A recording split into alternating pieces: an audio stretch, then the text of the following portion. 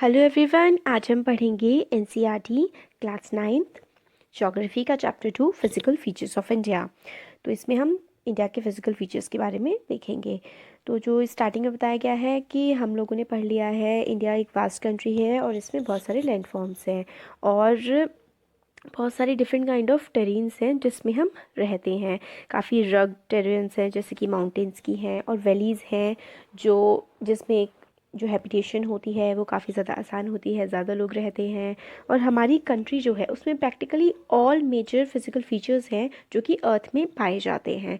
जैसे कि हमारी कंट्री में माउंटेन्स हैं, हिमालयाज़ में प्लेन्स हैं, नॉर्दर्न प्लेन्स जैसे कि उत्तर प्रदेश बिहार वाला जो रीजन है, डेजर्ट्स है हमारे देश में, राजस्थान में प्लेट्यूज़ हैं, काफ़ी सारे प्लेट्यू हैं, हजारीबाग प्लेट्यू है और जो है झारखंड में भी प्लेट्यूज़ हैं, डेक्कन प्लेट्यू है और आइलैंड्स हैं जैसे कि अंडमान निकोबार और हमारे लक्षद्वीप आइलैंड्स।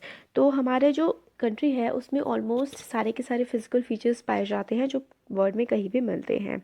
तो हमारे देश में डिफरेंट काइंड्स ऑफ रॉक्स भी पाई जाती हैं जैसे कि कुछ जो होती हैं काफ़ी ज़्यादा हार्ड हैं, जिसे हम मार्बल कहते हैं, जिससे हमारा ताजमहल बना हुआ है। और कुछ रॉक्स होती हैं जो काफ़ी ज़्यादा सॉफ्ट होती हैं जैसे कि सोप स्टोन, जिससे सोप बनता है, टैल्कम पाउडर बनता है। और कलर ऑफ जो सॉइल है वो भी काफ़ी ज़्यादा वेरी करता है प्लेस टू प्लेस, क्योंकि जो सॉइल होती है वो डिफरेंट डिफरेंट रॉक से फॉर्म होती है और जैसी जिस जगह की रॉक होगी उसी कलर का वहाँ की सॉइल भी होगी। तो इसी तरीके से काफ़ी ज़्यादा वेरिएशंस होती हैं लैंडफॉर्म में और हमारे देश में भी different different types of landform पाए जाते हैं जो काफ़ी वेरीड है। इंडिया जैसे कि एक लार्ज लैंड मास है और काफ़ी सारे जोग्राफिकल फीचर्स हैं इसमें, और जो जोग्राफिकल पीरियड्स रहे हैं उससे काफ़ी ज़्यादा इंडिया की जो रिलीफ है, यहाँ का जो स्ट्रक्चर है जैसा हम आज इंडिया को जानते हैं वो काफ़ी ज़्यादा चेंज हुआ है। Besides geographical formations, number of processes such as weathering, erosion, deposition ने भी काफ़ी ज़्यादा चेंजेस क्रिएट किए हैं लैंडफॉर्म में। वेदरिंग का मतलब होता है जैसे कि कोई भी लैंडफॉर्म है उस पर से कोई सरफेस है और उस वहाँ से सॉइल उड़ गई वाटर की वजह से, वो सरफेस में थोड़ी सी खराबी आ गई तो वो वेदरिंग होती है। इरोजन भी इसी तरीके का प्रोसेस होता है, जैसे कि मिट्टी है, मिट्टी एक जगह से उड़ गई तो काफ़ी समय तक उड़ती रहेगी वहाँ से, तो वो सरफेस जो होगा वो इरोड होने लगेगा। और जहाँ से कहीं से मिट्टी उड़ के आई, पानी अपने साथ मिट्टी लेके आया, सैंड, सिल्ट, क्ले, किसी जगह पे जाके डिपॉजिट भी होगी तो इस प्रोसेस को कहते हैं हम डिपोजिशन। और इसकी वजह से जो लैंडफॉर्म है उनमें काफ़ी वेरिएशंस आते हैं। अर्थ साइंटिस्ट जो है उन्होंने अटेम्प्ट किया है एक्सप्लेन करने का कि फिजिकल फीचर्स जो है वो कैसे बनते हैं, और काफ़ी सारी थ्योरीज उन्होंने इसके लिए दी हैं। और सबसे ज़्यादा इंपॉर्टेंट थ्योरी जो है वो है थ्योरी ऑफ प्लेट टेक्टोनिक्स। इस थ्योरी के अकॉर्डिंग जो क्रस्ट है, जो अर्थ है हमारी, इसकी वेरियस लेयर्स है, क्रस्ट, मेंटल और कोर। क्रस्ट का जो अपर पार्ट है वो जो फॉर्म हुआ है वो काफ़ी मेजर और माइनर प्लेट से फॉर्म हुआ है, जिसमें 7 मेजर प्लेट्स हैं और कुछ माइनर प्लेट्स हैं। तो इन्हीं प्लेट्स की जो मूवमेंट है इसकी वजह से प्लेट्स में क्या होता है, स्ट्रेस डेवलप होता है। स्ट्रेस डेवलप होता है तो इसमें फोल्डिंग होती है, फॉल्टिंग होती है। फोल्ड मतलब आपस में मिलती हैं, फॉल्ट मतलब एक दूसरे से दूर जाती हैं, और क्रैक्स पड़ते हैं, इनमें वोल्केनिक एक्टिविटीज़ होती है। इन सब की वजह से क्या होता है, लैंडफॉर्म्स हमारे फॉर्म्स होते हैं और स्ट्रेसेस डेवलप होते हैं। तो कई बार रॉक टूटती हैं, जुड़ती हैं, तो क्रस्ट काफ़ी ज़्यादा अर्थ की जो है वो वेरी करती है इन सब प्रोसेसेस की वजह से। तो ये जो प्लेट की मूवमेंट है वो 3 टाइप्स में हम लोग डिवाइड कर सकते हैं, जैसे कि हमें फिगर में दिखाया गया है। एक होती है कन्वर्जेंट बाउंड्री, देखिए एक प्लेट है और एक दूसरी प्लेट है, तो जब 2 प्लेट्स आपस में आके मिलती हैं तो हमारी जो है कन्वर्जेंट बाउंड्री बनती है। जब 2 प्लेट्स एक दूसरे से दूर जाती हैं तो डाइवर्जेंट बाउंड्री बनती है। और जब 2 प्लेट्स आपस में एक दूसरे से सिर्फ स्लाइड होके पास करती हैं तो हमारे ट्रांसफॉर्म बाउंड्री बनती है। प्लेट्स क्या होती है, प्लेट्स जो अर्थ में हमारी क्रस्ट में जो रॉक्स है ना, डिफरेंट डिफरेंट रॉक्स हैं, उन्हीं रॉक्स को ही हमने प्लेट्स कहा है। हमारे अर्थ के सरफेस के नीचे वेरियस रॉक्स की स्लैब्स हैं बड़ी बड़ी सी, जो आपस से मतलब कुछ टूटी हुई हैं, तो जो एक बड़े स्लैब का हिस्सा है उसको हम एक प्लेट बोलते हैं। तो ये जो प्लेट्स हैं इनकी मूवमेंट्स को ही हम लोगों ने बात की है। कन्वर्जन में ये प्लेट्स आपस में मिलती हैं, साथ में आती हैं, डाइवर्जन में एक दूसरे से दूर जाती हैं, और ट्रांसफॉर्म में एक दूसरे से बिल्कुल स्लाइड पास होके निकलती हैं और इनकी वजह से ही वेरियस जो चेंजेस आते हैं, जैसे अर्थक्वेक आता है, कन्वर्जेंट बाउंड्री जब एक दूसरे से आके टकरा जाती हैं प्लेट्स तो अर्थक्वेक आ जाता है, और डाइवर्जेंट बाउंड्री में भी क्या होता है, एक दूसरे से दूर जाती हैं तो भी काफ़ी मूवमेंट्स होते हैं, ट्रांसफर बाउंड्री, ये सारी चीज़ें जो है लैंडफॉर्म्स में चेंजेस लाती हैं, अर्थक्वेक आते हैं, इनकी वजह से लैंडस्लाइड्स होती हैं, वोल्केनिक इरप्शंस होते हैं इन प्लेट बाउंड्रीज के मूवमेंट्स की वजह से। अब इस फिगर में हमें वेरियस प्लेट मार्जिन्स बताए हुए हैं। तो ये देखिए, जो डिस्ट्रक्टिव प्लेट बाउंड्री है, मतलब जिससे काफ़ी ज़्यादा नुकसान होता है जिनके मूवमेंट से, वो ये जो ट्रायंगल ट्रायंगल शेप में बनाए हुए हैं, ये साउथ अमेरिकन प्लेट है, नॉर्थ अमेरिकन प्लेट वाला जो एरिया है, यहाँ पे काफ़ी ज़्यादा डिस्ट्रक्टिव प्लेट्स हैं। पैसिफिक प्लेट में काफ़ी ज़्यादा, पैसिफिक ओशन में वोल्केनिक इरप्शंस होते हैं, अर्थक्वेक आते हैं, तो ये जो है काफ़ी ज़्यादा डिस्ट्रक्टिव प्लेट्स हैं। ये यहाँ पे पूरा पैसिफिक रीजन है। फिर कंस्ट्रक्टिव प्लेट जिनकी वजह से लैंडफॉर्म्स बनते हैं, और अनसर्टेन प्लेट बाउंड्री जिनके बारे में अभी हमें को ज़्यादा पता नहीं है, और डायरेक्शन जो है एरो करके बताई जा रही है प्लेट की कि किस तरफ ये मूव कर रही है और कहाँ पर है। तो ये वाला पार्ट हमारा हो गया कि जो इनकी जो मूवमेंट है प्लेट्स की, ये लैंडफॉर्म को काफ़ी ज़्यादा इफेक्ट करती है। और डू यू नो में है कि most volcanoes and earthquakes in the world are located at plate margins but some do occur within the plates. मतलब दो प्लेट्स, मार्जिन क्या होता है, प्लेट का किनारा होता है, तो जो प्लेट्स के मार्जिन्स पे ना, बिल्कुल किनारों पे ही मोस्टली जो अर्थक्वेक्स और वोल्केनोज अकर करते हैं पूरे वर्ल्ड में। तो जो ओल्डेस्ट लैंडमास है, पेनिनसुलर पार्ट है हमारे इंडिया का, वो था गोंडवाना लैंड का हिस्सा। इंडिया का पेनिनसुलर पार्ट देखिए ये है, इंडिया इस टाइप से ना ऐसे करके, ये वाला जो पार्ट है, जो सदर्न पार्ट है इंडिया का, वो हमारा पेनिनसुला। पेनिनसुला क्या होता है कि तीन तरफ से अगर कोई वाटर से घिरी होती है, कोई भी लैंड मास तीन तरफ से अगर पानी से घिरा होता है तो उसे हम पेनिनसुला बोलते हैं। तो इंडिया का सदर्न पार्ट पेनिनसुला है क्योंकि वो तीन तरफ से पानी से घिरा हुआ है, और जो चारों तरफ से पानी से घिरा होता है उसको हम आइलैंड बोलते हैं। तो जो पेनिनसुलर वाला पार्ट है वो गोंडवाना लैंड का हिस्सा हुआ करता था कभी। गोंडवाना लैंड में इंक्लूड करती है इंडिया, ऑस्ट्रेलिया, साउथ अमेरिका और साउथ अफ्रीका, एंटार्क्टिक। ये पहले एक सिंगल लैंड मास हुआ करता था। कन्वेक्शनल करंट जो एक्ट करते हैं अर्थ के क्रस्ट में, अभी यहाँ पे हमें सिर्फ कन्वेक्शनल करंट के बारे में बता दिया गया है कि कन्वेक्शनल करंट मतलब एक्ट करते हैं। इसकी पूरी डिटेल जो है वो 11th क्लास की ज्योग्राफी में है। कन्वेक्शन करंट आप समझ लीजिए, एक गोल गोल लावा टाइप का मूव कर रहा है, लावा है वो सर्कुलर शेप में मूव कर रहा है, वही कन्वेक्शनल करंट हमारे बनते हैं।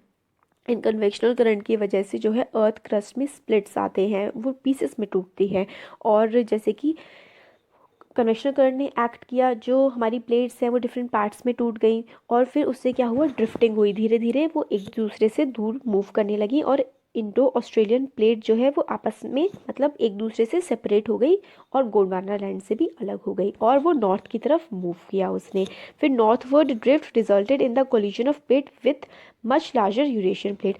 और जैसे कि ये वाली जो प्लेट थी, जो इंडो ऑस्ट्रेलियन प्लेट थी, ये गोंडवाना लैंड से अलग होके ऊपर की तरफ जाने लगी, नॉर्दर्न डायरेक्शन में जाने लगी। फिर ये बढ़ती बढ़ती बढ़ती बढ़ती क्या हुआ, इसने ये टकराई यूरेशियन प्लेट से। यूरेशियन प्लेट बहुत ज़्यादा बड़ी थी, और इसी कोलिशन की वजह से सेडिमेंट्री रॉक्स थी जो एक्यूमुलेट हो गई जियोसिंक्लाइन नोन एज टेथीज। जियोसिंक्लाइन आप एक गड्ढा समझ लीजिए। देखिए इस टाइप का एरिया ऐसा करके था पहले, जिसमें क्या था, पानी भरा हुआ था, जिसको हम तैथीस सी बोलते थे, और उसी जगह पर आज हमारे हिमालयाज हैं, ये तैथीस था, ठीक है। और हमारी जो इंडियन प्लेट थी, ये इंडो ऑस्ट्रेलियन प्लेट, ये गोंडवाना से टूट के इसने नॉर्थवर्ड मूवमेंट किया, और ये यूरेशियन प्लेट से जाकर के टकराई, जो यूरोप और एशिया वाला जो रीजन है उसकी जो प्लेट थी उससे जाके टकराई, और जियोसिंक्लाइन जो गड्ढा सा था जिसमें तैथीस था, उससे जाके टकराने के बाद सेडिमेंट्री रॉक्स जो हैं वो वहाँ पे इकट्ठी होने लगी, और क्या हुआ, एशिया, वेस्टर्न एशिया से और इंडिया का जो पार्ट है इनके बीच में हिमालय की फॉर्मेशन हो गई। तो फिर हमें बताया गया है कि गोंडवाना लैंड जो था वो सदर्न पार्ट था ancient super continent Pangaea with Angara land in the northern part. देखिए पहले क्या होता था, इसमें हमें काफ़ी वाइटल इन्फॉर्मेशन दी हुई है, काफ़ी इंपॉर्टेंट है ये। एक पहले जो एक माना जाता था, थ्योरी है, पता नहीं सच था या नहीं था, कि पहले एक बहुत ही बड़ा कॉन्टिनेंट था, जैसे आज 7 कॉन्टिनेंट्स हैं एक दूसरे से टूटे हुए हैं, अलग हैं, पहले एक सुपर कॉन्टिनेंट हुआ करता था जो बहुत ही बड़ा था। उसमें से एक तो नॉर्दर्न पार्ट था उसका, जिसका नाम था अंगारा, और एक था सदर्न पार्ट जिसको हम कहते थे गोंडवाना लैंड, और पूरे के पूरे को हम कहते थे, पूरे सुपर कॉन्टिनेंट को हम कहते थे पेंजिया।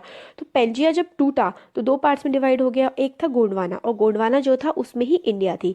फिर गोंडवाना लैंड भी टूट गया डिफरेंट डिफरेंट पार्ट्स में, और फिर इंडिया ने नॉर्थवर्ड जर्नी, अपनी जो जर्नी थी स्टार्ट करी। फिर उसके बाद वो टकराया जाकर यूरेशियन प्लेट से, और उसी की वजह से हिमालय हमारा फॉर्म हुआ है। और हिमालय से पहले उस जगह पर जियोसिंक्लाइन था, एक गहरा गड्ढा टाइप का था जिसमें 33 सी था, और इसीलिए वहाँ पे हमें हिमालयाज़ में कुछ फिश के स्केलेटन भी मिलते हैं। ये क्वेश्चन आया हुआ है यूपीएससी में कि हिमालय तो माउंटेन रीजन है, माउंटेन्स है वहाँ पे, तो हमें फिशेस के स्केलेटन्स कैसे मिलते हैं उसकी, जो अगर हम नीचे खुदाई करते हैं तो वो इसी वजह से होता है क्योंकि वहाँ पे पहले 33 सी था। तो फिर उसके बाद सबसिस्टेंस हुआ। क्या हुआ, जब हिमालय फॉर्म हुआ तो एक जो टक्कर थी ना, जो हमारी गोंडवाना लैंड से जो टूटी हुई प्लेट थी, इंडो ऑस्ट्रेलियन प्लेट और यूरेशियन प्लेट की जो टक्कर हुई, उसकी वजह से बहुत ही भयंकर वो कोलिजन था। 33 सी भर गया, हिमालय अपलिफ्टमेंट हुआ। हिमालय के जो नीचे वाला पार्ट था, जो आज हम नर्दर्न प्लेन जिसको कहते हैं, वो क्या हुआ, वो नीचे की तरफ धंस गया, सबसाइड हो गया। और वहाँ पर क्या हुआ, बहुत लंबे टाइम के बाद जब हिमालय फॉर्म हुआ, हिमालय से नदियाँ निकलने लगी, वो नदियाँ सैंड और सिल्ट क्ले ये सब लेके आई, वो उस प्लेन में डिपॉजिट होने लगा। तो उस डिपॉजिशन के साथ टाइम बढ़ता गया, आज वो चीज़ हमारी नर्दर्न प्लेन है जहाँ पे बहुत ही फर्टाइल अलुवियल सॉइल पाई जाती है। कौन सा एरिया है, उत्तराखंड का कुछ पार्ट है, और वेस्ट बंगाल का एरिया, बिहार का, और यूपी वाला जो एरिया है, नेपाल वाला जो रीजन है हमारा, इसमें इस तरीके से नर्दर्न प्लेन, अगर इंडिया की बात करें तो यूपी, बिहार और उत्तराखंड का पार्ट और वेस्ट बंगाल का कुछ पार्ट, ये वाला पार्ट फॉर्म हुआ था। फिर अब हम चैप्टर पे आते हैं दोबारा। फिर वहाँ से काफ़ी ज़्यादा रिवर निकली, फिर फ्लैट लैंड बना जिसमें एलुवियल डिपॉजिट्स हैं। फिर land of India displays great physical variation, India का जो हमारा देश है काफ़ी ज़्यादा वेरिएशन है, हमने चैप्टर के स्टार्टिंग में देखा था। जियोलॉजिकली क्या है कि पेनिनसुलर प्लेट्यू जो है कंसिस्ट करता है ancient land masses of the earth, ये भी हमने देख लिया था स्टार्टिंग में। और जो पेनिनसुलर वाला पार्ट है ना, जो डेक्कन प्लेट्यू है, जिसमें मैंने आपको बताया था जो सदर्न पार्ट है इंडिया का पेनिनसुला, वो काफ़ी ज़्यादा पुराना है, एंशिएंट टाइम से गोंडवाना लैंड का पार्ट रहा है। हिमालय तो बहुत नया है। तो वहाँ का जो पार्ट है पेनिनसुलर रीजन का, वो काफ़ी ज़्यादा स्टेबल है, और वो जो लैंड ब्लॉक है ना उसमें इसलिए अर्थक्वेक्स भी बहुत कम आते हैं, यही रीज़न है। तो जो हिमालय और नदर प्लेन्स है वो काफ़ी ज़्यादा रीसेंट है। और इन व्यू ऑफ जियोलॉजी में हिमालयन माउंटेन्स काफ़ी ज़्यादा अनस्टेबल जोन है, क्योंकि नया है ना, इसलिए वहाँ पे जो प्लेट की मूवमेंट्स है वो काफ़ी ज़्यादा होती है। इसकी वजह से वहाँ पे लैंडस्लाइड्स, अर्थक्वेक्स ये सब भी बहुत ज़्यादा आते हैं। तो हिमालय की जो टोपोग्राफी है वो यूथफुल टोपोग्राफी है, जिसमें बहुत ज़्यादा ऊंची ऊंची माउंटेन्स हैं, डीप वैलीज़ हैं, जिसमें काफ़ी सारे हमारी इम्पॉर्टेंट सिटीज़ हैं। वहाँ से फास्ट फ्लोइंग, बहुत ही ज़्यादा तेज़ बहने वाली रिवर्स निकलती हैं। नदर प्लेन्स पे जो अलुवियल सॉइल फॉर्म हुई है वही इन्हीं रिवर्स के डिपोजिशंस की वजह से हुई है। अब मेजर फिजियोग्राफिक जो डिविजन्स हैं इंडिया के, उनको हम देखते हैं, हमें पढ़ेंगे। तो इंडिया के मेन 6 फिजियोग्राफिक डिविजन्स हैं, जिसमें आता है northern Himalayas, northern plains, peninsular plateau, Indian desert, coastal plains और आइलैंड्स। तो हम हिमालयन माउंटेन से स्टार्ट करते हैं। हिमालयन जो है, हिमालयाज़ जो हैं हमारे, वो काफ़ी यंग हैं जियोग्राफिकली, अगर हम उन्हें देखें वो यंग फोल्ड माउंटेन्स हैं। बहुत इंपॉर्टेंट है, ये पूछ लिया जाता है एग्जाम्स में कि कौन कौन से माउंटेन्स हैं जो यंग फोल्ड है, तो हिमालय एक यंग फोल्ड माउंटेन का एग्जाम्पल है, और ये नॉर्दर्न पार्ट ऑफ इंडिया में पड़ता है। माउंटेन जो रेंजेस हैं इसकी, वो वेस्ट से ईस्ट डायरेक्शन में जाती हैं, इंडस से ब्रह्मपुत्र में। जैसे नॉर्थ ईस्ट वाला जो रीजन है वहाँ तक हिमालयाज़ हमारे फैले हुए हैं, जम्मू एंड कश्मीर से नॉर्थ ईस्टर्न इंडिया तक। और इंडस रिवर है नॉर्थ वाला जो पार्ट है इंडिया का उसमें, और ब्रह्मपुत्र नॉर्थ ईस्टर्न वाले पार्ट में बहती है। हिमालयाज़ जो हैं वो रिप्रेजेंट करते हैं loftiest and one of the most rugged mountain barriers of the world. Loftiest मतलब बहुत ही ऊंचे, और रगेड मतलब इस टाइप के हैं कि उनको क्रॉस कर पाना बहुत ही मुश्किल है। और काफ़ी ज़्यादा, सबसे ज़्यादा जो ऊंची माउंटेन्स हैं वर्ल्ड की, वो हिमालयाज़ में ही पाई जाती हैं, जो जैसे कि माउंट एवरेस्ट, कंचनजंगा। और ये एक आर्क टाइप का फॉर्म करते हैं, और जो इनका डिस्टेंस है जो हिमालयाज़ कवर करते हैं वो है 2400 किलोमीटर्स। इनकी विड्थ जो है वो 400 मीटर है कश्मीर में, और 120 किलोमीटर हो जाती है, 400 किलोमीटर है कश्मीर में, और 150 किलोमीटर हो जाती है अरुणाचल प्रदेश में। और एल्टीट्यूडनल वेरिएशंस भी काफ़ी ज़्यादा है ईस्टर्न हाफ जो है और वेस्टर्न हाफ में। हिमालयाज़ में ईस्टर्न साइड वाली जो है ना माउंटेन्स वो काफ़ी ऊंची हैं, और वो वेस्ट में जाते जाते माउंटेन की जो रेंज की हाइट है वो थोड़ी कम हो जाती है। और ये इसमें आगे बताया गया है कि जो हिमालय है वो कंसिस्ट करता है 3 parallel ranges of its longitudinal extent. मतलब हिमालयाज़ में 3 पैरेलल रेंजेस हैं, पैरेलल में हैं, और काफ़ी ऊंची ऊंची रेंजेस इसमें आती हैं। नंबर ऑफ़ वैलीज़ जो हैं इसमें वो फॉर्म होती हैं, और जो सबसे ऊपर है वो है ग्रेट हिमालयाज़, और फिर उसके बाद हमारे इनर हिमालयाज़ आते हैं जिन्हें हम हिमाद्री कहते हैं। ये है मतलब मोस्ट कंटिन्यूस रेंज है जो ये हिमाद्री है ना, ग्रेट हिमालयाज़ या फिर इनर हिमालयाज़ या फिर हिमाद्री, ये 3 नामों से जाना जाता है। इसमें जो इसकी जो रेंज है वो काफ़ी ज़्यादा कंटिन्यूस है, और इसकी जो एवरेज हाइट है सारी की सारी पीक्स की वो 6000 मीटर है, और इसमें काफ़ी ज़्यादा प्रोमिनेंट हिमालय की पीक्स पड़ती हैं इस वाले रीजन में, जो हिमालयाज़ ग्रेट हिमालयाज़ वाला रीजन है। अभी देखिए इसमें काफ़ी ज़्यादा ये इम्पॉर्टेंट है, ये जो पूरा मैप दिया गया है हिमालयाज़ का। ये देखिए यहाँ पे ये है पामेर नॉट, इधर दूसरी साइड हिंदू कुश है, और एक साइड है कुनलुन माउंटेन्स। ये पामेर नॉट जो है वो किर्गिस्तान वाला जो एरिया है ऊपर की तरफ, इंडिया से जम्मू कश्मीर से ऊपर जो 2 कंट्रीज़ लगती हैं, एक तरफ चाइना लगती है, एक तरफ पाकिस्तान आ जाता है, उधर फिर अफ़गानिस्तान है, फिर किर्गिस्तान और का वाला जो एरिया आता है उसमें ये पामेर नॉट पड़ती है। अब कौन कौन सी हिमालय की रेंजेस हैं? हिमालय से ऊपर वाला जो एरिया है काराकोरम पड़ता है, फिर लद्दाख रेंज आती है, फिर जास्कर, और फिर आगे जाके कैलाश रेंज पड़ती है, फिर शिवालिक रेंज आती है। ये सारा का सारा जो पार्ट है वो हिमालयाज़ का है, और इसमें जैसे कि काराकोरम पॉइंट है, और नंगा पर्वत है, और काफ़ी सारे जो इसमें दिया हुआ है जोजिला पास है। ये काफ़ी ज़्यादा इंपॉर्टेंट है, और इससे एग्जाम में क्वेश्चंस बनते हैं। कौन कौन सी रिवर ड्रेन करती हैं? तो देखिए इंडस आती है, कहाँ से निकलती है वो? तिब्बत वाले कैलाश रेंज से, मानसरोवर लेक के पास से इंडस निकलती है, और फिर यहाँ से हिमालय से झेलम, रावी, सतलुज ये सारी भी पास करती हैं। फिर जो नंदा देवी है वो उत्तराखंड में पड़ता है। फिर ये है अपना धौलागिरी है, अन्नपूर्णा है, मकालू है, माउंट एवरेस्ट है, फिर कंचनजंगा इसके पास ही पड़ता है। फिर ये सारा जो पार्ट है ये हमारा हिमालयाज़ का पार्ट है। फिर अगर हम ईस्टर्न साइड में जाते हैं तो नामचा बरवा है, और नागा हिल्स, पाटकाई बोम, गारो खासी जयंतिया, और इधर से ब्रह्मपुत्र रिवर निकलती है। फिर लोहित रिवर भी है उसकी एक ट्रिब्यूटरी, और फिर गंगा भी जो है वो यहीं से हिमालय से ही गंगोत्री ग्लेशियर से ओरिजिनेट होती है। अब इसमें हम आगे देखते हैं, इसमें पूरा बड़ा मैप हमें दिया हुआ है पूरे इंडिया के पूरे रीजन का, तो वो हम आगे देखेंगे जब आगे बढ़ेंगे इसमें। फिर हमें जो वर्ल्ड की हाईएस्ट पीक्स हैं उनके बारे में बताया गया है। सबसे हाईएस्ट कौन सी है? माउंट एवरेस्ट, जो कि नेपाल में पड़ती है, और इसकी हाइट है 8848। अभी इसमें 8848 मीटर दे रखी है, मगर इस क्या है टेक्टोनिक एक्टिविटीज़ की वजह से इसकी हाइट इंक्रीज़ होती रहती है, तो अब अराउंड इससे तो ज़्यादा है, 8848 से 8850 मीटर अराउंड कुछ हो गई है। फिर कंचनजंगा, मकालू, धौलागिरी, नंगा पर्वत, ये सारे के सारे आप पढ़ सकते हैं इस टेबल से। फिर the fold of great Himalayas are asymmetrical in nature, मतलब जो फोल्ड्स हैं, फोल्ड माउंटेन है हिमालयाज़, और इसके फोल्ड्स एसिमेट्रिकल हैं, सेम नहीं है। कोर जो है, कोर पार्ट ऑफ हिमालय का है, उसमें ग्रेनाइट पाया जाता है, और इसमें पूरे टाइम पेरेनियल मतलब पूरे टाइम जो है स्नो बाउंड ये रहता है, बर्फ़ हमेशा इस पर बनी रहती है, क्योंकि काफ़ी ज़्यादा हाइट पे है इसलिए पूरे टाइम स्नो इसमें रहती है पूरे ईयर। और बहुत सारे ग्लेशियर जो है वो यहाँ से निकलते हैं। और जो रेंज है जो साउथ ऑफ हिमाद्री में है, मतलब सबसे ऊपर सबसे टॉप वाली जो रेंज है वो है हिमाद्री, और उसकी जो साउथ में है वो रगड माउंटेन है, और फिर उसके बाद हिमाद्री के बाद आता है हमारा हिमाचल, या फिर जिसे हम लेसर हिमालय भी कहते हैं।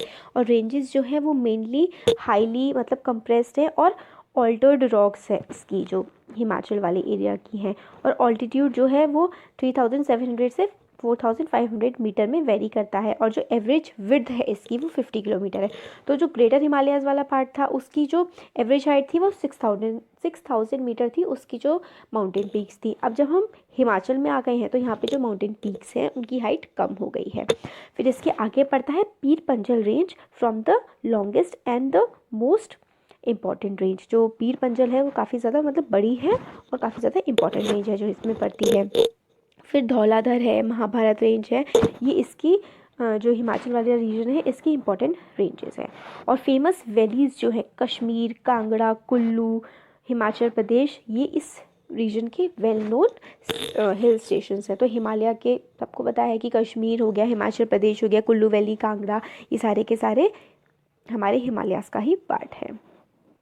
और सबसे आउटर मोस्ट जो रेंज है हिमालयास की वो है शिवालिक। तो सबसे ऊपर की हिमाद्री, हिमाद्री के बाद हिमाचल, और हिमाचल के बाद आता है सबसे नीचे की साइड शिवालिक्स। और वो एक्सटेंड, इसकी जो विड्थ है वो 10 से 50 किलोमीटर की है, और ऑल्टीट्यूड जो है वो वेरी करता है। इसकी जो हाइट है वो 900 से 1100 मीटर की। तो सबसे ऊपर जो हमारे हिमालयास थे, हिमालयास में जो ग्रेटर हिमालयास जिसको हम हिमाद्री भी बोलते हैं, उसकी हाइट 6000 मीटर थी एवरेज, जो पीक्स की हाइट थी। फिर उसके बाद उससे कम हुई, 3000 से 4000 के बीच की आ गई जो हमारा हिमाचल वाला पार्ट है। और फिर जब हम शिवालिक्स पे आते हैं तो रेंजेस की हाइट और भी ज़्यादा कम हो जाती है, और वो वेरी करती है 900 से 1100 मीटर के बीच में। और ये जो शिवालिक वाली जो रॉक है ये कंपोज बनी हुई होती हैं unconsolidated sediments brought down by reverse from the main Himalayan ranges from the further north. तो ये जो जैसे सैंड, सिल्ट, क्ले और बाकी सारा जो ग्लेशियर मोरेन्स जो लेके आते हैं, ये शिवालिक्स में आके कंसोलिडेट हो जाते हैं, जम जाते हैं। तो इसलिए यहाँ के जो रॉक्स हैं वो अनकंसोलिडेटेड सेडिमेंट्स की बनी होती है, हर बार आते हैं। और कहाँ से लेके आती हैं? अपर हिमालय से। तो इनर कोर में क्या मिलता था हमें? इनर कोर में हिमालयास के हमें ग्रेनाइट मिलता है। फिर यहाँ पे जो हिमाचल वाला एरिया है, हिमाचल और लेसर हिमालय वाला एरिया है, इसमें काफ़ी सारी रेंजेस है, जैसे कि पीर पंजाल, धौलाधर, महाभारत रेंज, और काफ़ी सारी फेमस वैलीज़ भी हैं। और शिवालिक्स में जो माउंटेन पीक्स है उसमें जो है वो कंपोज हैं, बनी हुई हैं अनकंसोलिडेटेड सेडिमेंट्स की, जो बहुत मतलब लाए जाते हैं रिवर्स के द्वारा। अब इसमें है कि longitudinal valleys lying between lesser Himalaya and Shivaliks are known as dunes। तो लेसर हिमालयाज मतलब जो हिमाचल वाला पार्ट है और जो शिवालिक वाला पार्ट है, इसके बीच में जो एरिया पड़ता है ना, उसका नाम उसको हम दून बोलते हैं। इसके बीच जो वैली पड़ती है, जैसे कि देहरादून, कोटली दून, पटली दून, ये सारे के सारे दून बोले जाते हैं। तो दून वाला एरिया कौन सा है? जो हिमाचल और शिवालिक के बीच में जो वैलीज पड़ती हैं उनको हम दून्स बोलते हैं। और बिसाइड्स लॉन्गिट्यूडनल डिवीजन, लॉन्गिट्यूडन होता है और फिर एक होता है लैटिट्यूडनल। तो लॉन्गिट्यूडनल डिवीजन अभी हमने देख लिया। अब हम लोग कौन सा डिवीजन देखेंगे? वेस्ट से ईस्ट साइड। लॉन्गिट्यूडनल मतलब हाइट के बेसिस पे हमने ऊपर से फिर बीच में आए फिर नीचे आए, तो ये लॉन्गिट्यूडनल डिवीजन हो गया। और अब हम देखेंगे ईस्ट से वेस्ट की तरफ, सॉरी वेस्ट वाले पार्ट में थे हम, वेस्ट से अब ईस्ट की तरफ जाएंगे। तो इनका जो डिमार्केशन है वेस्ट से ईस्ट की तरफ है रिवर्स के बेसिस पे। और पहला जो हाइट के बेसिस पे जब हमने किया था तो हमने उसमें लॉन्गिट्यूडनल डिवीजन में हमने हाइट ली थी। सबसे पहले क्या था? हिमालयाज थे, ग्रेटर हिमालयाज, जिसको हम कहते हैं हिमाद्री। उसके बाद लेसर हिमालयाज, जिनको हम क्या कहते हैं? हिमाचल। और फिर उसके बाद लास्ट में जो सबसे कम हाइट वाले हिमालयाज होते हैं, जिसमें हमारी अनकंसोलिडेटेड रॉक मटेरियल्स होते हैं, उसको हम लोग बोलते हैं क्या? शिवालिक। अब जब वेस्ट से ईस्ट जाते हैं तो रिवर्स के बेसिस पे हम लोगों ने डिवीजन किया हुआ है। The part of Himalayas lying between Indus and Sutlej has been traditionally known as Punjab Himalayas. तो इंडस और सतलुज रिवर, इंडस को हम सिंधु नदी भी बोलते हैं और सतलुज नदी, इन दोनों नदियों के बीच में जो हिमालय का पार्ट पड़ता है उनको हम बोलते हैं Punjab Himalayas. But it is also regionally known as Kashmir and Himachal Himalayas from west to east respectively. और पंजाब हिमालयाज तो बोलते हैं हम सतलुज से और इंडस के जो बीच वाला रीजन है, और इसको हम लोकली कश्मीर और हिमाचल हिमालयाज भी बोलते हैं। और पार्ट ऑफ हिमालयाज जो सतलुज और काली रिवर के बीच में पड़ता है उसको हम कुमाऊं हिमालयाज बोलते हैं। और काली रिवर जो है वो इंडिया और नेपाल के बीच में बाउंड्री भी बनाती है, ये भी इंपॉर्टेंट है। तो सतलुज और काली के बीच में जो एरिया पड़ता है उसको हम कुमाऊं हिमालयाज बोलते हैं। और कुमाऊं हिमालयाज मेनली उत्तराखंड में पड़ते हैं। काली और तिस्ता रिवर के बीच में जो है वो डिमार्केट करता है Nepal Himalayas. And part lying between Teesta और दिहांग रिवर होता है हमारा असम हिमालयाज। तो काली और तिस्ता के बीच में जो एरिया पड़ता है हमारा, वो हिमालयाज है हमारे नेपाल हिमालयाज। और फिर उससे आगे तिस्ता और दिहांग रिवर के बीच वाला जो एरिया है वो असम के हिमालयाज है। और जो रीजनल नेम्स हैं उनके अलग अलग, इनके अलग अलग रीजनल नेम्स भी हम लोगों ने कस्टम्स के साथ, टाइम के साथ बने हुए हैं। और Brahmaputra marks the eastern most boundary of the Himalaya. सबसे ईस्टर्न साइड में जो है हिमालयाज वो हमारी बाउंड्री बनाते हैं। कौन? ब्रह्मपुत्र रिवर उसकी बाउंड्री बनाती है। और दिहांग जॉर्ज जो है, जॉर्जेस ऐसे होते हैं जैसे कि एक लो लाइंग वैली टाइप का एरिया होता है, मगर वो खाली होता है, ऐसे नॉर्मली उसमें कोई रहता नहीं है, तो वो इस टाइप के जॉर्जेस बनते हैं। हिमालयाज़ जो है, हिमालयाज़ से बेंट होता है साउथ, और the Himalayas bend sharply to the south and spread along the eastern boundary of India. फिर हिमालयाज़ एकदम से ईस्ट की तरफ को बेंड हो जाते हैं, और वहाँ पर उनको बोलते हैं हम पूर्वांचल या फिर ईस्टर्न हिल्स एंड माउंटेन्स। और ये हिल्स जो रन करती हैं पूरे नॉर्थ ईस्टर्न स्टेट्स में, और मेनली बने हुए होते हैं सैंडस्टोन के और सेडिमेंट्री रॉक्स के। तो अलग अलग मतलब टाइप होता जाता है ना इनका। जो हमारे शिवालिक्स थे उसमें क्या था, हमारा अनकंसोलिडेटेड रॉक थे, और यहाँ पे जो पूर्वांचल में आ गए हैं, नॉर्थ ईस्टर्न स्टेट्स में आ गए हैं, तो हिमालयाज़ जो बने हुए हैं वो स्ट्रॉन्ग सैंडस्टोन के बने हुए हैं और सेडिमेंट्री रॉक है यहाँ पर, और ये कवर्ड हैं डेंस फॉरेस्ट से, और मोस्टली इसमें पैरेलल रेंजेस और वैलीज रन करती हैं। पूर्वांचल कंप्राइज करता है हमारा, तो हमारा जो नदर्न प्लेन है वो बनता है 3 रिवर्स की हेल्प से, इंडस, गंगा और ब्रह्मपुत्र। तो जो नदर प्लेन्स है उसकी जो लेंथ है वो अराउंड 2400 किलोमीटर की है, और 7 लाख स्क्वायर किलोमीटर में ये रीजन पूरा स्प्रेडेड है। और यहाँ की जो सॉइल है वो काफ़ी ज़्यादा फर्टाइल है, और वो एलुवियल सॉइल है। एग्रीकल्चर के लिए वो काफ़ी ज़्यादा इंपॉर्टेंट है, यहाँ पे अच्छा एग्रीकल्चर होता है। वाटर रिटेंशन कैपेसिटी, मतलब जो वाटर है वो काफ़ी अच्छे से यहाँ पे रिटेन कर पाता है। फेवरेबल क्लाइमेटिक कंडीशन है बहुत सारी एग्रीकल्चरल क्रॉप्स को उगाने के लिए। तो हम लोगों का जो ये नदर प्लेन है ये 3 पार्ट्स में डिवाइडेड है। पहले हम ये डू यू नो वाला पार्ट देख लेते हैं कि जो मजुली है वो ब्रह्मपुत्र रिवर का लार्जेस्ट इनहेबिटेड रिवराइन आइलैंड है पूरे वर्ल्ड का। मतलब ब्रह्मपुत्र रिवर जो है उसका आइलैंड है, उसमें एक आइलैंड पड़ता है जिसका नाम है मजुली, और वो वर्ल्ड का लार्जेस्ट रिवराइन आइलैंड है जिस पर लोग रहते हैं। तो इसमें हमें यही पूरा बताया गया है इस वाले पोर्शन में। अब हमें आगे बताते हैं कि जो रिवर है जब वो लोअर कोर्स में आती है, हिमालय से ओरिजिनेट होने के बाद जब रिवर्स लोअर कोर्स में आती हैं तो वो न्यूमरस मतलब चैनल्स में डिवाइड हो जाती हैं और सिल्ट को डिपॉजिट करती हैं। और ये जो चैनल्स होते हैं इनको हम डिस्ट्रीब्यूटरी कहते हैं। तो ट्रिब्यूटरीज पहले देखते हैं कि क्या होती हैं। एक बड़ी नदी में जब बहुत सारी छोटी छोटी नदियाँ आकर के मिलती हैं तो वो ट्रिब्यूटरी बनती है, और जब एक बड़ी नदी कई छोटी छोटी नदियों में टूट जाती है तो उसको हम डिस्ट्रीब्यूटरी कहते हैं। तो डिस्ट्रीब्यूटरी क्या हुई, जब एक बड़ी नदी काफ़ी सारी छोटी छोटी नदियों में टूट रही है। तो नॉर्दर्न प्लेन जो है वो हम ब्रॉडली 3 सेक्शन में डिवाइड कर सकते हैं। एक होता है वेस्टर्न पार्ट, जो हमारा वेस्टर्न पार्ट है नॉर्दर्न प्लेन का उसको हम पंजाब प्लेन बोलते हैं।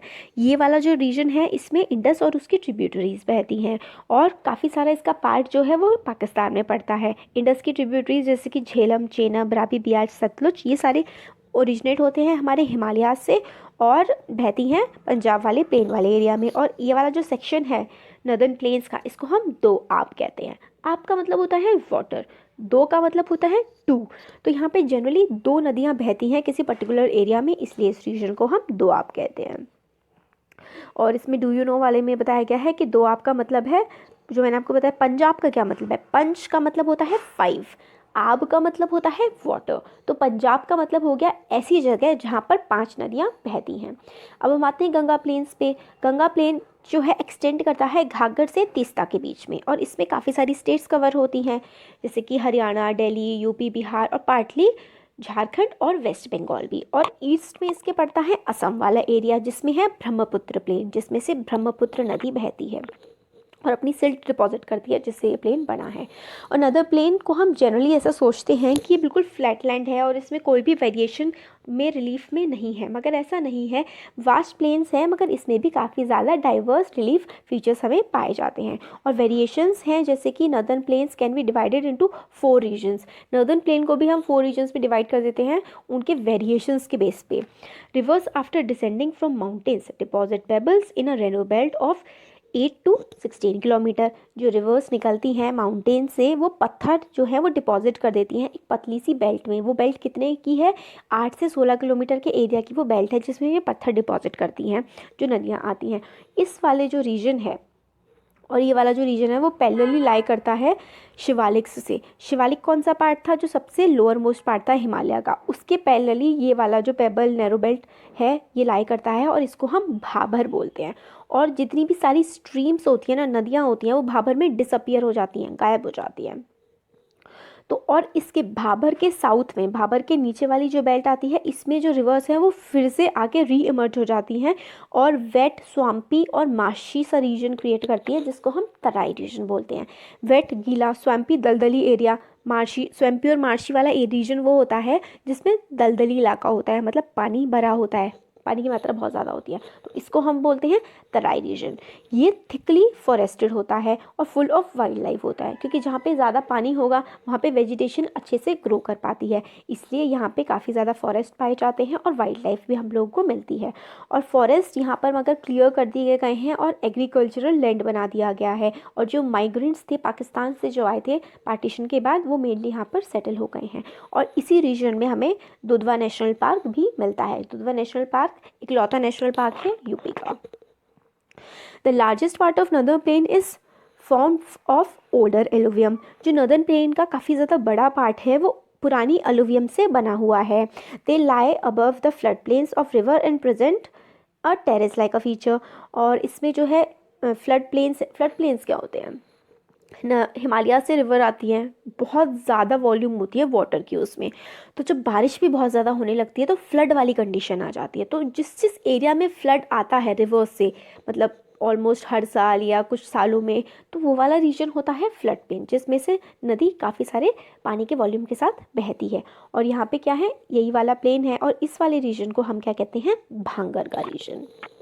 पहले जो रीजन था वो था भाबर, जो शिवालिक से सदर्न साइड में पैरेलली चल रहा था, जो 8 से 16 किलोमीटर का था, और जिसमें पेबल्स होते हैं, और यहाँ पे स्ट्रीम्स जो हैं, पानी की नदियाँ जो हैं वो डिसअपियर हो जाती हैं। वो वाला रीजन भाबर था, और ये रीजन भांगर है। ये तो जो है लार्जेस्ट पार्ट है नदर्न प्लेन का, जिसमें पुरानी अलुवियम मिलती है, और जो है फ्लड प्लेन्स रिवर का बनता है, और प्रेजेंट इन टेरेस, मतलब जैसे कि वो होती है ना सीढ़ियाँ, टेरेस जैसे छत वाला जो टाइप वाला होता है, ऐसा फीचर बनता है इसका, इसको हम भांगर कहते हैं। मोस्टली लोग बहुत कंफ्यूज होते हैं भाबर और भांगर में। तो भाबर आप पत्थर से याद रखिए कि यहाँ पे स्ट्रीम्स गायब हो जाती हैं, और जो भांगर है वो फ्लड प्लेन्स बनाता है रिवर्स का, और ओल्ड एलुवियम यहाँ पे मिलती है।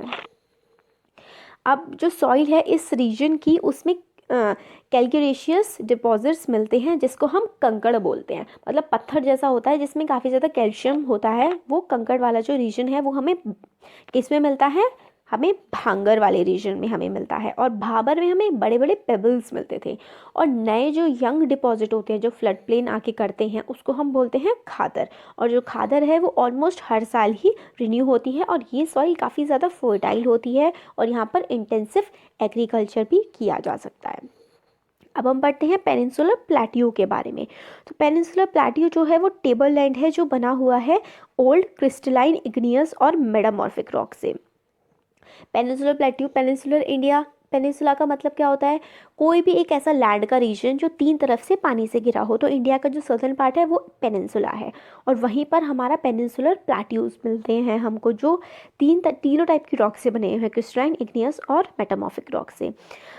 फॉर्म क्यों हुए हैं ये वाला पार्ट, ये हमने पहले भी पढ़ा था कि जब गोंडवाना लैंड से ये पार्ट टूट गया था, तब हमारा इंडियन पेनिनसुला का पार्ट बना था। और ये इंडिया का ओल्डेस्ट लैंड मास है, क्योंकि गोंडवाना बहुत पुराना लैंड है, और ये गोंडवाना का ही एक पार्ट है, हिमालय तो बहुत नया है।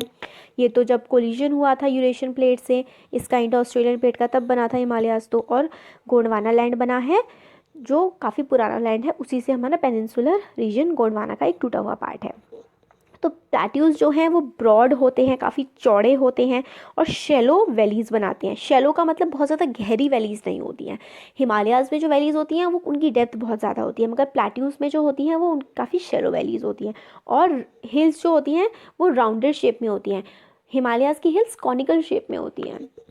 ये डिफरेंस है, एग्जाम्स में पूछा जाता है कि मतलब पेनिनसुलर प्लेट्यू में और जो हिमालयन रीजन है उसमें क्या डिफरेंस है। तो ये सारे इसमें डिफरेंस है कि शैलो वैलीज़ होती हैं, यहाँ पे ब्रॉड होते हैं प्लेट्यूज, रियल हिल्स जो होती हैं वो काफ़ी राउंडेड होती हैं, ये सब। और ये जो प्लेट्यू है ये बना होता है 2 ब्रॉड डिवीजन से, जिनका नाम है सेंट्रल हाईलैंड्स और डेक्कन प्लेट्यू। पार्ट ऑफ जो पेनिनसुलर प्लेट्यू है वो लाई करता है नॉर्थ ऑफ नर्मदा रिवर, मतलब नर्मदा रिवर के ऊपर काफ़ी बड़ा पार्ट है जो पेनिनसुलर प्लेट्यू का है, वो लाई करता है, और कुछ पार्ट है वो नर्मदा रिवर के साउथ में भी लाई करता है। और जो नदर्न पार्ट में रिवर नर्मदा की लाई करता है, उसमें एक रीजन है हमारा मालवा प्लेट्यू, और इस मालवा प्लेट्यू को हम सेंट्रल हाईलैंड वाला एरिया भी बोलते हैं। विंध्या रेंज जो है वो बाउंडेड बाय हैं सेंट्रल हाईलैंड्स साउथ के साइड में, और अरावली उसके नॉर्थ वेस्ट में है। ये हमारा फिगर है, उसमें भी हम देखेंगे। तो विंध्यास किस किस के बीच में है? सेंट्रल हाईलैंड्स के और अरावलीज के। और अगर हम फर्दर वेस्ट की तरफ जाएं तो हम लोगों को सैंडी रॉकी डेजर्ट मिलता है राजस्थान का, जहाँ पे से जो रिवर ड्रेन करती हैं इस रीजन में, उनके क्या क्या नाम है? चंबल, सिंध, बेतवा और केन। वो हम लोग को मिलती हैं साउथ वेस्ट से नॉर्थ ईस्ट की डायरेक्शन में बहती हुई। और सेंट्रल हाईलैंड्स काफ़ी ज़्यादा वाइड हैं वेस्टर्न साइड में, मगर नैरो है कहाँ पर? ईस्टर्न साइड में। और ईस्टर्न वर्ड जो एक्सटेंशन है वो प्लेट्यू का, उसको हम बुंदेलखंड या फिर बागेलखंड कहते हैं। और छोटा नागपुर प्लेट्यू जो है वो सबसे ज़्यादा ईस्टर्न पार्ट में पड़ता है, जो ड्रेन करता है दामोदर रिवर, उसको ड्रेन करती है। ये सारा जो मैप था वो ऊपर की साइड था, अभी देख लेंगे हम। फिर इसमें है हमारा डेक्कन प्लेट्यू जो है वो ट्रायंगुलर लैंड मास है, पूरा का पूरा जो ट्रायंगुलर लैंड मास है वो हमारा डेक्कन प्लेट्यू है, और ये नर्मदा रिवर के साउथ में पड़ता है। सतपुरा रेंज जो है वो भी इसमें पड़ती हैं। महादेव, कैमूर हिल्स, मैकाल, ये इसके ईस्टर्न एक्सटेंशन को बनाते हैं। ये सब मैप आप बार बार जब देखेंगे ना तभी आपको लर्न हो पाएगा ये वाला। ये पूरा मैप काफ़ी अच्छे से दिया हुआ है इस चैप्टर में। और फिर डेक्कन प्लेट्यू जो है वो हायर है वेस्टर्न साइड में, और स्लोप करता है जेंटली ईस्ट की तरफ, मतलब वेस्टर्न साइड में ऊंचा है और इसका स्लोप मतलब नीचा होता जाता है ईस्ट साइड की तरफ। और एक्सटेंशन जो है प्लेट्यू का वो विजिबल है नॉर्थ ईस्ट में, जिसको हम लोकली क्या बोलते हैं? मेघालय कार्बी एंगलोंग प्लेट्यू और नदर किरकार हिल्स। ये सारा का सारा मैप से समझाऊंगी अभी मैं आपको। और ये जो सेपरेट है बाकी सारे किससे? एक छोटा नागपुर प्लेट्यू है, एक फॉल्ट से सेपरेटेड है ये पूरा रीजन। और 3 प्रोमिनेंट जो हिल्स रेंज है वेस्ट से ईस्ट की तरफ वो है गारो, खासी, जयंतिया, ये वाला रीजन। वेस्टर्न घाट्स और ईस्टर्न घाट्स मार्क करते हैं ईस्टर्न और वेस्टर्न जो बाउंड्री है डेक्कन प्लेट्यू की। वेस्टर्न घाट्स लाई करते हैं पैरेलल वेस्टर्न कोस्ट के, ईस्टर्न घाट्स लाई करते हैं पैरेलल किसके? ईस्टर्न कोस्ट के। और जो है वेस्टर्न घाट्स जो है वो काफ़ी ज़्यादा कंटिन्यूस हैं, और यहाँ पे से काफ़ी सारे मतलब हमें पासेस मिल जाते हैं, जैसे कि थाल पास, थाल, भोर, पाल पासेस यहाँ पे हम लोगों को मिलते हैं वेस्टर्न घाट्स में। वेस्टर्न घाट्स जो हैं वो ईस्टर्न घाट से काफ़ी हाई हैं, और एवरेज हाइट जो है उनकी वो 600 से 900 से 1600 मीटर्स तक की है। और जो ईस्टर्न घाट्स हैं वो छोटे हैं, उनकी जो हाइट है वो 600 मीटर तक की हम लोगों को मिलती है। ईस्टर्न घाट्स जो हैं वो स्ट्रेच करते हैं महानदी वैली से नीलगिरीज तक साउथ में। और ईस्टर्न घाट्स काफ़ी ज़्यादा डिसकंटिन्यूस और इरेगुलर होते हैं, और बीच बीच में से रिवर इनको काटती रहती हैं जो बे ऑफ बंगाल में जाती है। वेस्टर्न घाट्स में ऐसा काफ़ी कम देखने को मिलता है, इसलिए वो कंटिन्यूस है और उसमें हमें पासेस मिलते हैं, और हमें ईस्टर्न घाट्स में पासेस इतने नहीं मिल पाते हैं। वेस्टर्न घाट्स में ओरोग्राफिक रेन होती है। ओरोग्राफिक रेन कौन सी होती है? जो माउंटेन्स में पड़ती है ना, माउंटेन में ऊपर ऊपर जो है विंड डिसेंड होती जाती है, काफ़ी हाइट तक वो पहुंच नहीं पाती, ठंडी हो जाती है, प्रेसिपिटेट हो जाता है, बारिश पड़ जाती है, तो वो होती है हमारी ओरोग्राफिक रेन। तो इसलिए वेस्टर्न घाट्स में जो रेस करती हैं काफ़ी ज़्यादा घने होते हैं, जो पेड़ वगैरह हैं, ग्रीनरी बहुत अच्छी है वेस्टर्न घाट्स में। और वेस्टर्न घाट्स लोकली काफ़ी डिफरेंट नेम से जाने जाते हैं, जैसे कि शादरी जो उधर वाला रीजन है महाराष्ट्र के ऊपर वाला।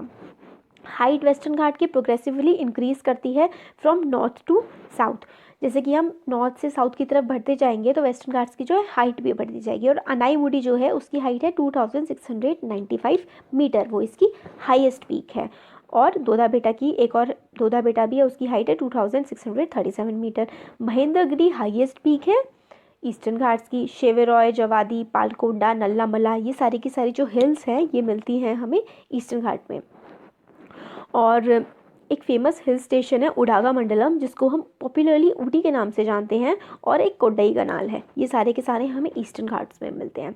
और डिस्टिंक्ट फीचर है पेनिनसुलर प्लेट्यू का कि यहाँ पे ब्लैक सॉइल एरिया मिलता है, जिसको डेक्कन ट्रैप कहा जाता है, और ये माना जाता है कि ये वोल्केनिक ओरिजिन की रॉक्स हैं, और ये इग्नियस रॉक्स हैं। एक्चुअली ये जो रॉक है ये डिन्यूड हो गई हैं, मतलब काफ़ी ज़्यादा इरोजन वगैरह हो गया है इनके टाइम के साथ, और ये रिस्पॉन्सिबल है, इसी वजह से ब्लैक सॉइल यहाँ पर बनी हुई है। अरावली हिल्स जो हैं वो वेस्ट साइड में लाई करती हैं, और नॉर्थ वेस्टर्न मार्जिन पे हमारा पेनिनसुलर प्लेट्यू हम लोगों को मिलता है। और ये काफ़ी ज़्यादा हाईली इरोडेड हिल्स हैं, और टाइम के साथ साथ पुराना पार्ट है ना, इसलिए हिल्स काफ़ी ज़्यादा इरोड हो गई हैं और टूट भी गई हैं। और इसका जो एक्सटेंशन है, एक एक्सटेंशन हमारा इसका गुजरात से दिल्ली में साउथ वेस्टर्न और नॉर्थ ईस्टर्न डायरेक्शन में भी हमको मिलता है। तो डेजर्ट्स के बारे में हम नेक्स्ट वीडियो में अब देखेंगे। अब इंडियन डेजर्ट, हमारा जो इंडियन डेजर्ट वाला पार्ट है वो वेस्टर्न मार्जिन में अरावली हिल्स से जो वेस्टर्न वाला साइड है वो हमारा इंडियन डेजर्ट है। और ये अनडुलेटिंग सैंडी प्लेन्स हैं जो पूरे के पूरे सैंड ड्यून से कवर रहते हैं। मतलब यहाँ जो डेजर्ट है, यहाँ पे मिट्टी जो होती है, जिसको मिट्टी बोलते हैं, वो रेत है एक्चुअल में। बहुत ही छोटे छोटे पार्टिकल्स हमें देखने को मिल जाएंगे। रेनफॉल यहाँ पे बहुत ज़्यादा कम होती है, 150 mm। इसका मतलब है अराउंड 15 सेंटीमीटर ही यहाँ पर ईयर रेनफॉल होती है। और इंडिया के कुछ पार्ट्स में 1000 सेंटीमीटर से भी ज़्यादा रेनफॉल होती है। तो देखिए एक ही कंट्री में कितना ज़्यादा वेरिएशन है। जो यहाँ का क्लाइमेट है वो एरिड है, वेजिटेशन कवर नहीं होता है। जहाँ पे बारिश नहीं होती है वहाँ वेजिटेशन कवर बहुत ही कम हमें देखने को मिलता है, क्योंकि पानी नहीं मिलता प्लांट्स की ग्रोथ के लिए। और स्ट्रीम्स यहाँ पे अपीयर होती हैं, कुछ छोटी मोटी सी नदियाँ निकल आती हैं रिवर्स जब रेनी सीज़न होता है, मगर बाकी रेनी सीज़न के टाइम के बाद वो डिसअपियर हो जाती हैं और ये ओशन तक भी नहीं पहुँचती और सैंड में ही कहीं पर गायब हो जाती हैं। लूनी जो है यहाँ की ओनली लार्ज रिवर है। और यहाँ पे बारचांस क्रेसेंट शेप ड्यून्स, जैसे क्रेसेंट होता है ना, चांद जैसी जो शेप होती है, इस टाइप के हमें दून देखने को मिलते हैं और जो काफ़ी ज़्यादा लार्ज एरिया को कवर किए हुए होते हैं और काफ़ी ज़्यादा प्रोमिनेंट हैं वो इंडो पाकिस्तान वाले रीजन में। और अगर हम जैसलमेर जाएंगे तो हम यहाँ पर इन बारचांस को देख भी सकते हैं, जो कि होते हैं क्रेसेंट शेप ड्यून्स। और अब हम आते हैं कोस्टल प्लेन्स पे। तो इंडिया का जो पेनिनसुलर प्लेट्यू है वो के जो आगे वाली साइड है, जैसे कि ईस्टर्न साइड का जो ईस्ट पार्ट है, उसमें हम लोगों को पेनिनसुलर प्लेट्यू में हमें कोस्टल प्लेन मिलता है। तो Arabian sea on the west side में और bay of Bengal eastern side में है। इसमें जो वेस्टर्न कोस्ट है वो सैंडविच है वेस्टर्न घाट्स और अरेबियन सी के बीच वाला जो नैरो रीजन है वो हमारा क्या है, वेस्टर्न कोस्ट। और बे ऑफ बंगाल और ईस्टर्न घाट के जो बीच वाला पोर्शन है वो हमारा ईस्टर्न कोस्ट है। इसको भी हम लोग 3 सेक्शन में डिवाइड कर सकते हैं। अगर हम वेस्टर्न घाट को देखें तो नदर्न पार्ट में क्या है, इसके नदर्न पार्ट ऑफ कोस्ट को हम कहते हैं कोंकण रीजन, जो मुंबई और गोवा में है। और फिर उसके बाद सेंट्रल स्ट्रेच जो है उसको हम कन्नड़ प्लेन कहते हैं, जो कर्नाटक वाला रीजन हमारा पड़ता है। और इसका ही जो सदर्न पार्ट है उसको हम कहते हैं, जो केरला वाला एरिया है उसको हम मालाबार कोस्ट कहते हैं। फिर जो plains along bay of Bengal हैं वो काफ़ी ज़्यादा चौड़े हैं। बे ऑफ बंगाल के पास वाले जो प्लेन्स हैं, नदर्न पार्ट जो है उसको हम नदर्न किरकार हमने मैप में देखा था, सदर्न पार्ट जो है उसको हम कोरोमंडल कोस्ट कहते हैं। और यहाँ पे रिवर्स बहती है, जैसे कि महानदी, गोदावरी, कृष्णा, कावेरी। और यहाँ पे इंडिया का लार्जेस्ट सॉल्ट वाटर लेक जो है हमारा चिल्का लेक हम लोगों को यहाँ पे मिलता है, जो काफ़ी इंपॉर्टेंट है। इसमें डू यू नो में बताते हैं कि चिल्का जो है वो इंडिया का लार्जेस्ट सॉल्ट वाटर लेक है और वो लाई करता है उड़ीसा में और साउथ ऑफ महानदी डेल्टा, मतलब महानदी डेल्टा के नीचे वाले एरिया में, साउथ सदर्न एरिया में चिल्का लेक लाई करता है। आइलैंड देखते हैं। हम लोगों ने काफ़ी पूरा देख लिया है बाकी सारे फिजियोग्राफिक फीचर्स जो हैं इंडिया के। अब आइलैंड्स जो हैं, आइलैंड्स 2 ग्रुप्स हैं हमारे देश में, एक तो अंडमान एंड निकोबार आइलैंड्स और Lakshadweep group of islands. Lakshadweep जो है वो मालाबार कोस्ट के काफ़ी ज़्यादा पास पड़ता है, केरला के काफ़ी ज़्यादा पास में है लक्षद्वीप आइलैंड्स। और ये आइलैंड जो है इसमें स्मॉल कोरल आइलैंड्स भी हमें मिलते हैं। और अर्लियर मतलब पहले हम इनको लैकडिव, मिनिकॉय और अमेंडवी के नाम से जानते थे और 1973 में इनका नाम चेंज करके सारे के सारे आइलैंड्स जो है इनको हमने नाम दे दिया लक्षद्वीप आइलैंड। काफ़ी स्मॉल एरिया कवर करते हैं, 32 स्क्वायर किलोमीटर का। कावारत्ती आइलैंड जो है वो एडमिनिस्ट्रेटिव हेडक्वार्टर है किसका, लक्षद्वीप का, और लक्षद्वीप की कैपिटल भी कावारत्ती है। और island group has great diversity of flora and fauna, मतलब यहाँ पे कई टाइप के जानवर और पेड़ पौधे पाए जाते हैं। और पिट्टी आइलैंड एक है जिसपे एक बर्ड सेंचुरी है, और मगर इस आइलैंड पे कोई रहता नहीं है। कोरल्स क्या होते हैं, कोरल पॉलिप्स होते हैं। पॉलिप्स क्या होते हैं, माइक्रोस्कोपिक ऑर्गेनिजम्स होते हैं सी में रहने वाले। तो ये काफ़ी शॉर्ट लिव्ड होते हैं और ये कॉलोनीज़ में रहते हैं, मतलब साथ मिलके रहते हैं। और इनकी जो ग्रोथ होती है वो अच्छी ग्रोथ होती है, जो शैलो मतलब थोड़े ज़्यादा गहरे पानी में नहीं, ऊपर ऊपर की तरफ ही रहते हैं ओशन में। मड फ्री होना चाहिए, मिट्टी नहीं होनी चाहिए पानी में, और हल्का गर्म पानी होना चाहिए। और ये क्या सेक्रीट करते हैं, कैल्शियम कार्बोनेट का सेक्रीशन करते हैं कोरल पॉलिप्स जो होते हैं। और इनके इसी सेक्रीशन की वजह से जो कोरल सेक्रीशन होता है, इनका जो स्केलेटन है वो डिपॉजिट हो जाता है इसमें काफ़ी ज़्यादा कैल्शियम कार्बोनेट। और ये मेनली 3 टाइप के होते हैं कोरल्स जो होते हैं, बैरियर रीफ, फ्रिंजिंग रीफ और अटोल। और ग्रेट बैरियर रीफ ऑस्ट्रेलिया की जो है वो काफ़ी एक अच्छा एग्जाम्पल है कोरल रीफ का। और अटोल्स जो होते हैं वो सर्कुलर शेप में होते हैं और हॉर्स शू शेप में भी होते हैं। अब फिर एक और इसमें आता है कि हमें एक एलोंगेटेड चेन ऑफ आइलैंड्स देखने को मिलती है बे ऑफ बंगाल में, जो एक्सटेंड करती है नॉर्थ से साउथ की तरफ। वो है हमारे अंडमान और निकोबार आइलैंड्स। ये काफ़ी मतलब बड़े हैं लक्षद्वीप आइलैंड से और काफ़ी सारे एरिया में फैले भी हुए हैं। इसको भी हम 2 ब्रॉड कैटेगरीज में डिवाइड कर सकते हैं, जैसे कि अंडमान जो है वो हमारे नॉर्दर्न पार्ट में हमें मिलता है और निकोबार जो है वो सदर्न पार्ट में मिलता है। और ऐसा माना जाता है कि ये जो आइलैंड्स हैं ये एलिवेटेड पोर्शन है किसी सबमरीन माउंटेन का। मतलब कोई ऐसा मानते हैं कुछ लोग कि जो माउंटेन है, ओशन के अंदर माउंटेन्स होती हैं, ये आइलैंड्स जो हैं उन माउंटेन का टॉप है। और ये आइलैंड्स जो हैं इनका ग्रुप वो काफ़ी ज़्यादा स्ट्रैटेजिक पोजीशन पे है इंडिया के लिए। स्ट्रैटेजिक पोजीशन वो होती है जैसे कि आसपास काफ़ी सारे नेशंस हैं, तो ये पोजीशन काफ़ी स्ट्रैटेजिक हो जाती है कि कोई भी नेशन अगर ओशन से गुजरेगा तो उसे अंडमान वाले जो सी है, अंडमान वाला जो एरिया है वहाँ से होकर के गुजरना पड़ेगा। तो इंडिया को सबकी जो निगरानी रख सकता है कि कौन आ रहा है कौन जा रहा है, सिक्योरिटी पर्पसेस के लिए काफ़ी इंपॉर्टेंट है। और यहाँ पर भी ग्रेट डाइवर्सिटी है फ्लोरा और फौना की। और आइलैंड्स काफ़ी ज़्यादा क्लोज लाई करते हैं इक्वेटर के, इसलिए यहाँ पे इक्वेटोरियल क्लाइमेट जो है वो हमें मिलता है और काफ़ी घना फॉरेस्ट देखने को मिलता है। ये बहुत इंपॉर्टेंट फैक्ट है कि जो इंडिया का इकलौता